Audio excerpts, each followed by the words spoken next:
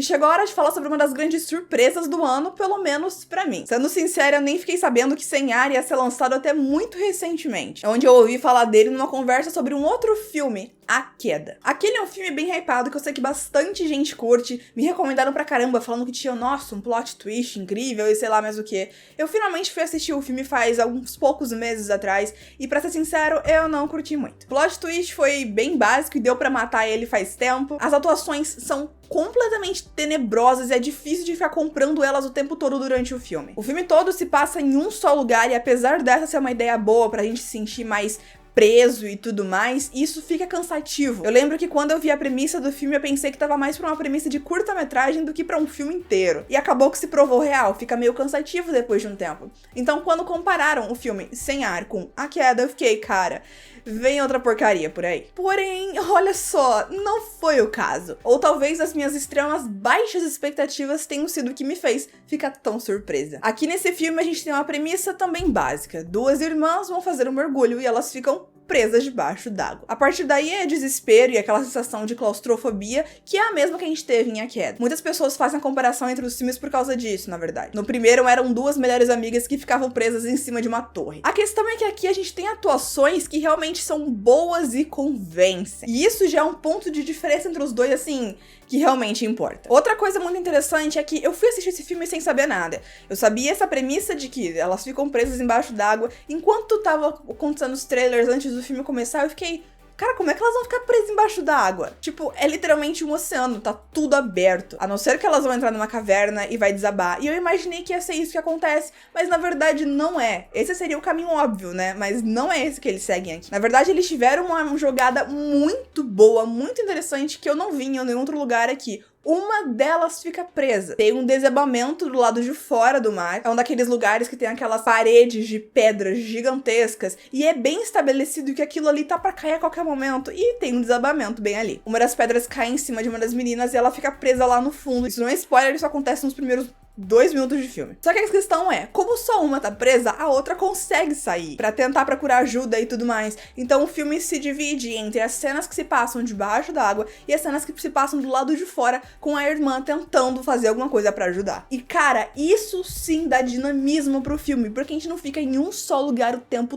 todo. Funciona muito bem, porque nas cenas que a gente tá lá embaixo, a gente se sente sufocado, a gente sabe que o oxigênio delas tá acabando, elas não têm muito tempo, ela não pode simplesmente ligar pra guarda costeira e ficar esperando 2 horas, porque o oxigênio da irmã dela vai acabar a qualquer momento. Então as cenas que elas estão lá embaixo é muito sufocante, a gente escuta, né, a respiração é muito audível quando elas estão usando aquela máscara, e cada respiração deixa a gente mais agoniada. E quando a gente acompanha a irmã que tá do lado de fora, também é uma coisa ainda mais eletrizante, porque ela tá correndo pra todos os lados, tentando resolver as coisas, pegar alguma coisa pra conseguir ajudar a irmã, achar ajuda e tudo mais. Do lado de fora é mais ação, enquanto debaixo da água é mais suspense. E eles conseguiram maneirar isso muito bem. E também porque tem um fato de que toda vez que a gente tá acompanhando a irmã do lado de fora e ela tá super elétrica, correndo pra cá e tentando resolver e faz isso, faz aquilo, a gente sempre tá no fundo da nossa mente de que a cada segundo que ela tá ali, a irmã dela tá perdendo mais oxigênio lá embaixo. E ela sempre tem no máximo 20 minutos do lado de cima antes de ter que descer pra trocar o oxigênio da irmã. Então ela não pode ir muito longe, ela não pode fazer muita coisa, ela não tem muito tempo pra pensar. E isso ajuda naquelas famosas decisões burras de filmes de terror, porque aqui realmente dá pra entender, ela não tem tempo pra pensar, ela tem que fazer a primeira coisa que ela vê pela frente, porque cada segundo que ela fica parada, tentando imaginar qual é a melhor solução, é 1 segundo a menos pra irmã dela, que não tem nenhum segundo pra gastar. Então ele é um filme que é sufocante o tempo todo. Fazendo uma pesquisa rápida ele aqui depois, eu vi que no pôster do filme tacaram que é mais intenso que A Queda, e sim, tá certíssimo. O bom desse filme é que, assim como em A Queda, esses filmes têm muita rima. Eu não sei se é dos mesmos criadores, eu tentei fazer uma pesquisa rápida aqui e eu não achei a relação entre eles, mas, assim, se não for, tem alguma coisa acontecendo entre esses dois. Até porque o título, The Fall e The Drive, é extremamente parecido. E eles rimam muito, é bem poético até. Eu curti bastante isso.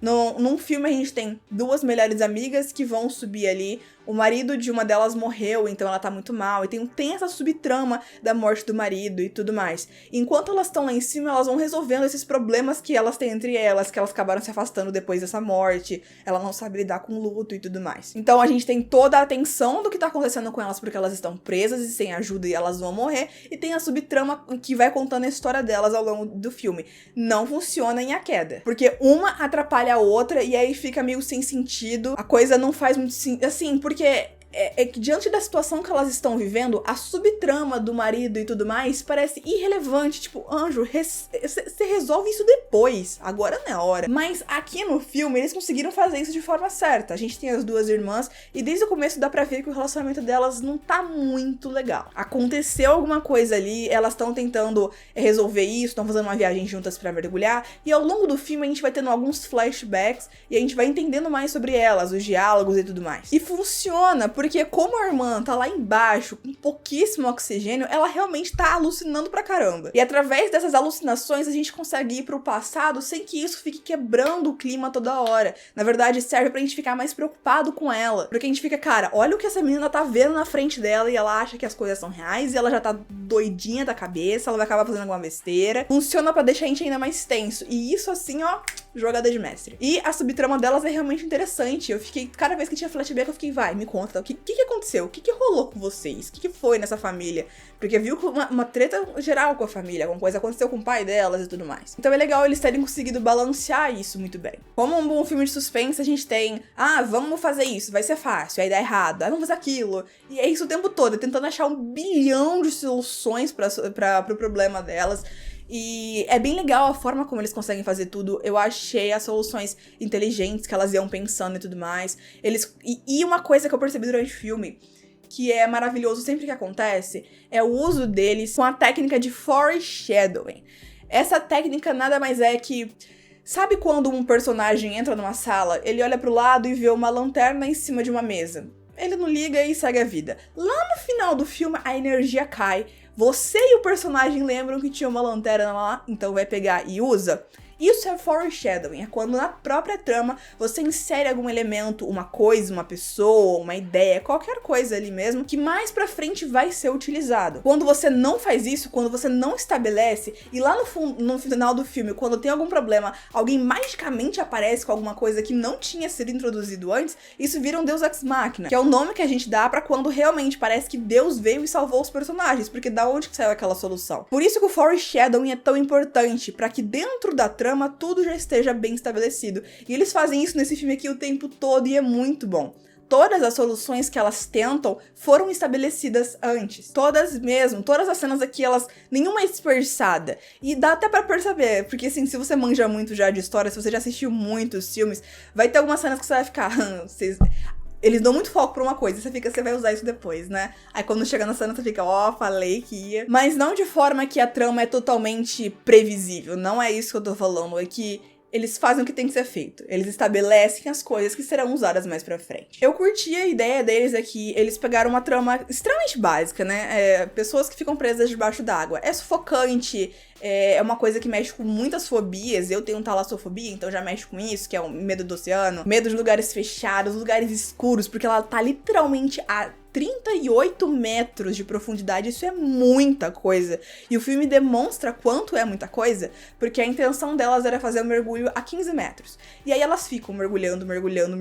Aí quando você acha que elas chegaram no 15 metros, a menina fala, a gente tá a 6 metros. Eu fico, cara... Vocês estão há 3 dias mergulhando, não chegou nem na metade ainda. Então, quando ela cai e fala, eu tô a 38 metros, você fica, minha filha, você tá encontrando petróleo já. Quase dá a volta pra chegar na China, de tão fundo que ela tava. Então, quando ela apaga a lanterna, é um breu completa. Isso é bem assustador.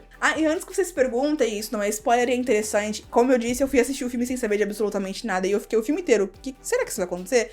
Isso aqui não é um filme de tubarão, tá, gente? Não esperem isso. Aparece uns peixinhos aqui, irrelevante. Não é sobre isso aqui. É sobre a sensação de estar sufocando, literalmente, porque ela tá num lugar em que ela não pode respirar sem ajuda, e a ajuda tá acabando. Os tanques de oxigênio estão se esvaziando extremamente rápido, e quanto mais nervosas elas ficam, mais oxigênio elas gastam, então mais rápido acaba. E é uma bola de neve de coisas ruins acontecendo, que é, ó, delicioso de assistir. Eu fui assistindo esse filme pensando em duas coisas. Eu achei que eu ia estar sozinha na sala do cinema. Pra começar, a sessão era 2h30 da tarde, o cinema sempre tá vazio essas horas, era o primeiro dia do filme e eu nem vi muito marketing pra ele, então ninguém veio assistir.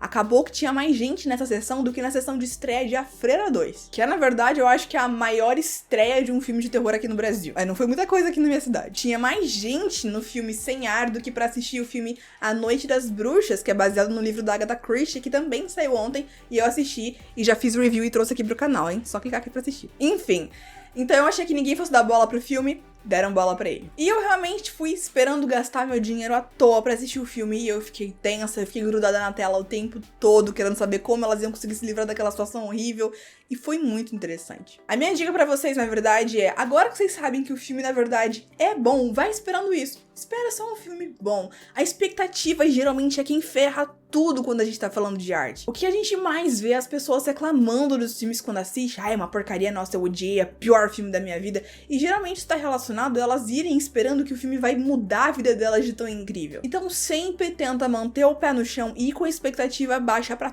tudo que você for assistir. Não importa se tem um seu ator favorito ou se é do seu diretor favorito, a adaptação do seu livro favorito. Calma aí. Eu, geralmente, vou assistir os filmes com expectativas baixas. Às vezes eu não consigo, eu acabo criando, assim, um hype um pouquinho quando eu tô ansiosa pra assistir o filme, mas eu tento me acalmar. E por isso, geralmente, eu gosto de tudo que eu assisto, cara. Pelo menos no cinema, até porque eu não gasto dinheiro com ingresso se eu acho que o filme vai ser uma desgraça total e eu vou me arrepender. Esse aqui eu resolvi dar uma chance porque, apesar de eu não ter gostado muito de A Queda, eu não acho que eu perdi totalmente meu tempo assistindo. Então, já que compararam os dois, eu falei, cara, vamos lá, eu gosto de filme que se passa no mar. E deu muito bom. Então levem essa dica pra vida de vocês. Calma um pouquinho aí, vai querendo gostar do filme, vai com o coração aberto e os pezinhos no chão. Funciona, confia em mim. Se você viu o vídeo até aqui, deixa o seu like e se inscreve aqui na aula secreta para receber vídeo de terror toda semana. E se você curte terror, fique sabendo que toda sexta-feira, às 8 horas da noite, rola lives aqui no canal, onde a gente interage pra caramba. Eu falo com todo mundo que tá participando no chat ao vivo, leio histórias de terror que são escritas pelos próprios inscritos do canal,